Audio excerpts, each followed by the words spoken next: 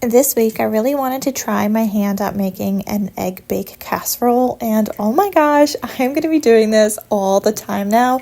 I literally want to do all the flavors and all the mixtures and everything like that because this was amazing. So I used about 14 eggs and 2 cups of cottage cheese. I added in a splash of milk. I probably could have done a little bit more, but we just did a splash and a teaspoon of salt. I got that all blended together, and that is making my egg mixture that I will add to everything else in just a little bit. But first, we need to prepare all my veggies. So I have sliced mushrooms here. I just want them diced or chopped or whatever you want to call it. I use my food processor to get them smaller, probably a little bit smaller than I would have liked, but it's totally fine. So I'm cooking those down, and while that's cooking, I'm going to take my food processor again, and now I'm going to try and chop up my peppers. These are frozen peppers from my freezer, and they worked out beautifully. They're actually from my garden also, and they taste amazing. So once the mushrooms were done, I split those into like 5 2-cup size containers of my super cubes, and I just got all the mixtures separated into those.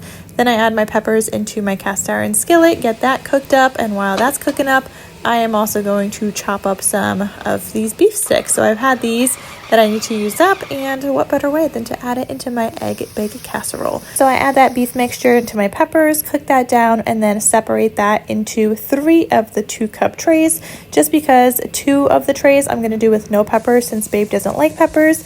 The ones that have peppers I just personally love. So then I heated up some regular beef sticks and got those cooked up and added those into the red super cubes, and now I'm topping it off with my egg mixture. Now I'm not topping this off completely. I'm adding in about a cup of egg mixture into each of these, and that fills them up, but the reason I'm not filling it up to the top is because they rise when they bake. I am also adding in a little bit of cheese to the one I'm baking, so you guys are going to see what it looks like baked up, and cheese also to the ones that I'm going to be freezing that are going to go into my freezer for another meal another day.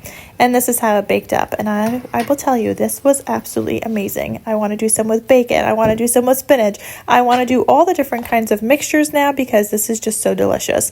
So this is what it looks like after it was frozen.